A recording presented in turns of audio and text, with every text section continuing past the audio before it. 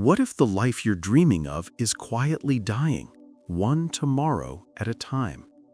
Most people don't ruin their lives in a single day. They lose them slowly, buried under routines, excuses, and the comforting illusion that there will always be more time. But time doesn't wait. It keeps moving, even when you don't. And when the truth finally hits, it hits hard. Jane used to believe she was just taking a break. She'd tell herself she was waiting for the right moment, when the stress faded, when she had more energy, when things finally made sense. But days turned to months, and months into quiet years. Until one morning she woke up realizing she couldn't even remember the last time she felt alive.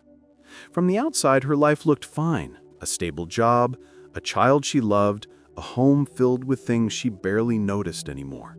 But inside, she felt something breaking. The weight of dreams left untouched, of promises postponed, of life unlived. Each time she said, "I'll do it tomorrow," something in her spirit grew quieter, smaller, dimmer. And then it happened, a single moment that shattered everything she thought she knew about time. A moment that forced her to face what she had truly been losing all along. Because there's a truth life eventually teaches us, one that Jane was about to learn the hard way. Every tomorrow has a price, and one day you wake up unable to afford it anymore. But before that day arrived, she still believed she had time, and that's where her story begins. Jane was the kind of woman everyone admired. She was kind, dependable, always there for others, but rarely there for herself. Her days were perfectly planned, her calendar full of commitments that left no space for her own dreams.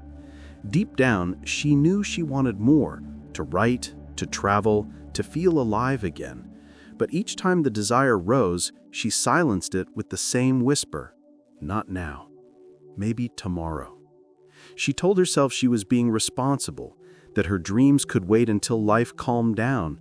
But life never calmed down. The noise only grew louder. Deadlines, school pickups, bills, laundry, exhaustion.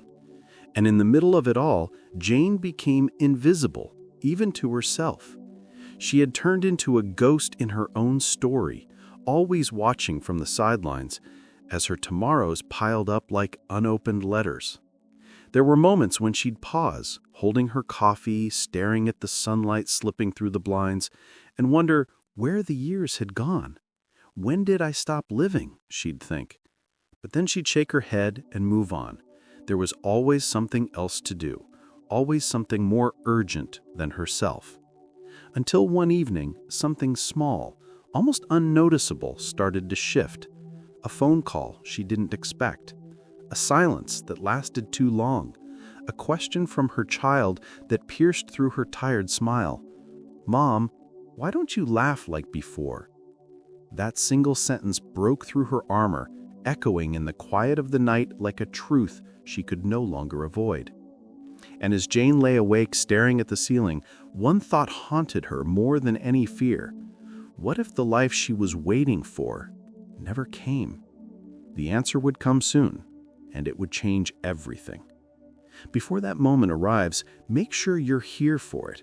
Subscribe and stay with Jane's story, because what happens next might just reflect the part of your own life you've been avoiding to face. That week began like any other, Jane rushing through routines, trying to hold her world together. The phone buzzed constantly, the clock never stopped, and the weight of everything unfinished pressed against her chest.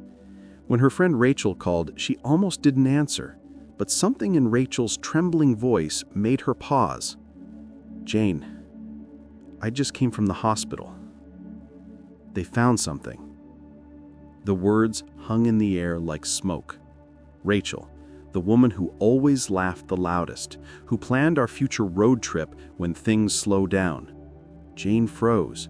For the first time, she couldn't think of what to say. Later that night, she sat on the edge of our bed, staring at her own hands.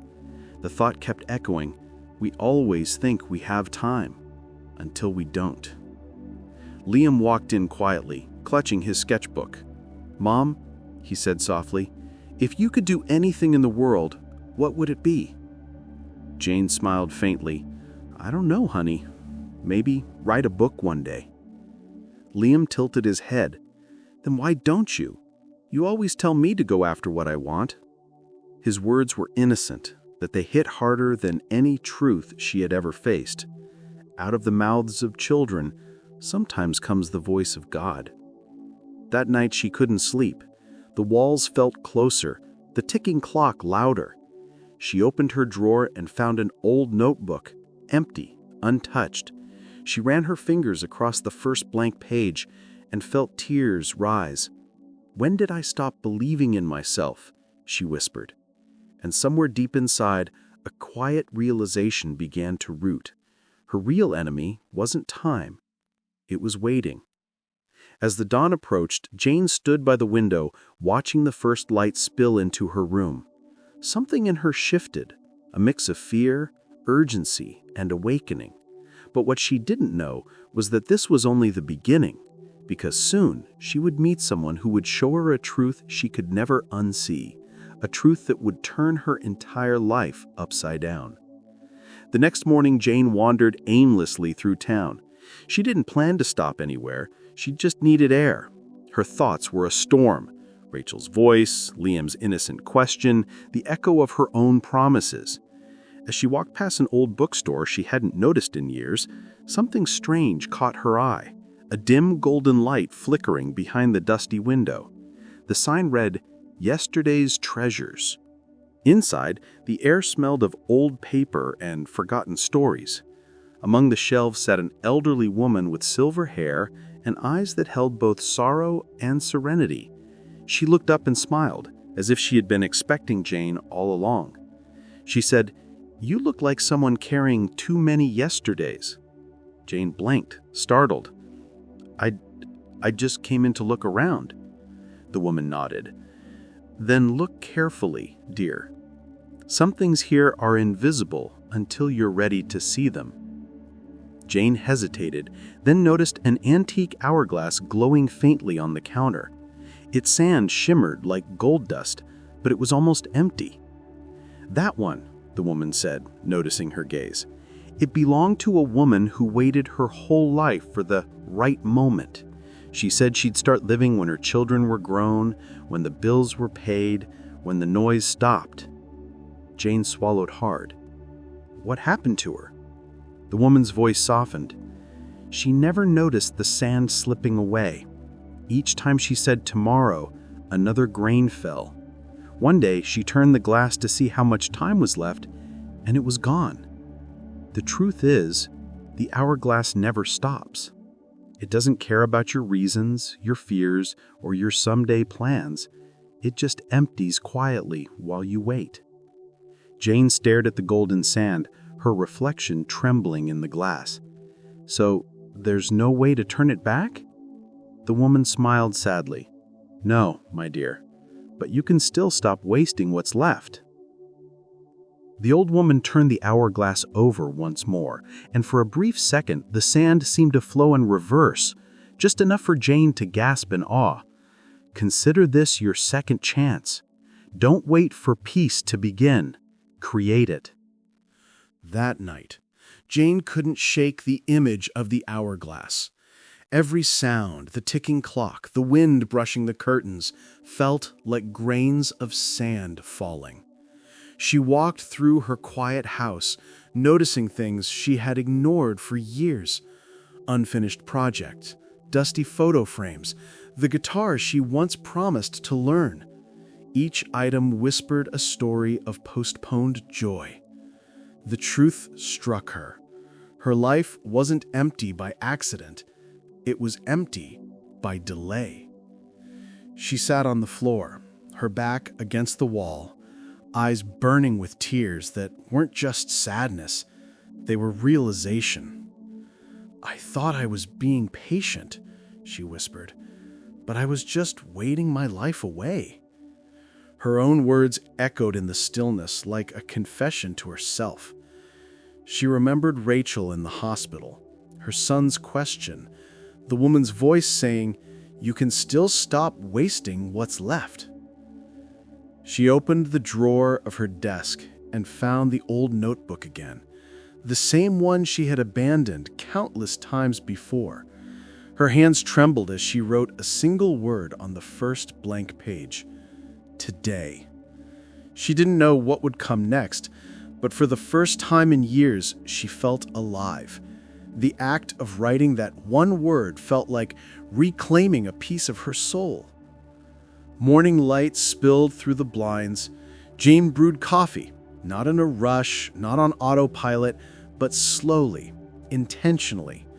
She looked at the steam rising and thought of time not as an enemy, but as a sacred gift. The old her would have grabbed her phone, scrolled aimlessly, drowned in noise. But not this time. This time, she whispered, no more tomorrows.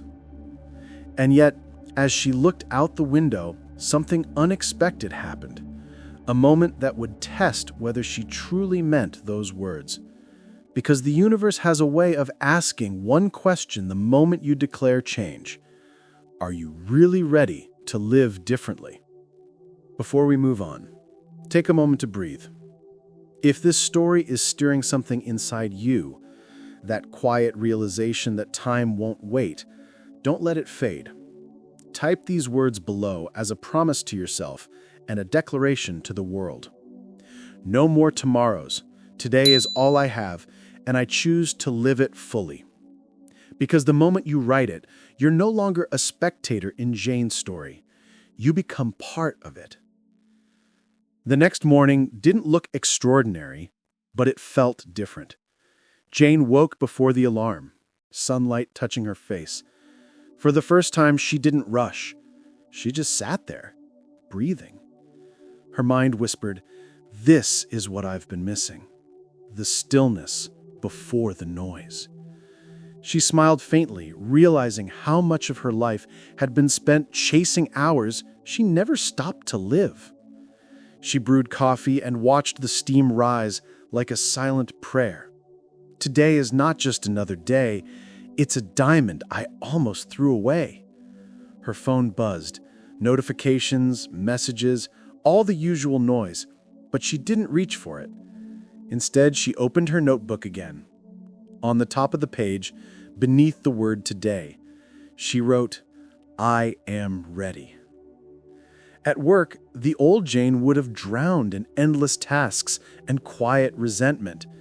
But this time she moved slower, not lazy, but aware. When her boss asked her to stay late, she paused before answering. "My son has a game tonight," she said gently. The guilt she expected never came. Instead, there was peace, the kind that comes when your actions finally match your truth. That evening, she sat in the bleachers, watching Liam run across the field. He waved at her, eyes glowing. "You came!" he shouted. Jane laughed, really laughed, for the first time in months. She felt the sound vibrate through her chest, freeing her from the invisible chains of later. And as the crowd cheered, her inner voice whispered, "This is it. This is life. Not someday, not when I have time. Now." When they got home, Jane tucked Liam into bed and stood by the window again. The city lights shimmered like tiny hourglasses in the distance. She thought of the woman in the bookstore, of Rachel, of the version of herself that had been waiting to begin. "Thank you for waiting for me," she whispered to her reflection. But deep down, she knew this wasn't the end of her story. It was the beginning of every moment she almost lost. Months passed, and Jane's life began to move in quiet, beautiful ways. Her mornings were no longer rushed. They were sacred. She had started posting short reflections online, tiny fragments from her notebook that spoke about living with purpose. What began as whispers of self-discovery soon turned into something she never expected. People started writing back. "Your words helped me start again. Thank you for reminding me that today still matters." One afternoon, as she sat in a small cafe, her phone buzzed with an email that made her breath catch. A well-known publishing house had found her blog. They wanted to compile her reflections into a book about time, faith, and second chances. She stared at the screen, stunned. "A book," she whispered, her voice trembling. "The very thing I said I'd do someday." Tears welled up as she realized the symmetry. The dream she had buried under excuses was now blooming because she had stopped waiting. The universe hadn't been withholding her blessing, it had been waiting for her to show up. You didn't need more time, you just needed to stop wasting it. That night she held the printed contract in her hands and felt the weight of a full-circle miracle. Months later, at her book launch, Rachel stood beside her, healthy again, smiling. Liam watched from the crowd, pride shining in his eyes. The old bookstore owner had sent flowers with a small card that read, "For the woman who learned to turn her hourglass." Jane stood on stage, lights warm against her face, and whispered before speaking to the audience, "I almost waited my life away. Don't make the same mistake." She lifted her gaze, smiling through tears, and said softly, "We all pay for our tomorrows, some with dreams, some with peace. But once you start living now, truly now, life gives back what waiting once stole." The audience fell silent, touched not just by her words, but by her transformation. And as she signed her first copy, Jane thought, "I was once afraid of running out of time, but now I'm just grateful to finally be in it." Life didn't become perfect for Jane, but it became real. She still had busy mornings, unanswered emails, and the occasional bad day. But she was no longer sleepwalking through her own existence. Every sunrise felt like a quiet miracle. Every laugh with her son, every page she wrote, every breath she took, sacred. Because now she understood what most people realize too late. Peace isn't found in having more time. It's found in honoring the time you already have. Her story became more than inspiration. It became a mirror. People saw themselves in her hesitation, in her excuses, in her awakening. Some cried, some smiled. Some finally made a call they'd been postponing for years. Jane had unknowingly started a movement, a quiet revolution of people choosing today over someday. And in that choice, lives began to shift. If you're still listening now, maybe you were meant to hear this today. Maybe this is your sign to stop waiting for the perfect moment and start creating it, the same way Jane did. Because tomorrow isn't where your life begins, now is.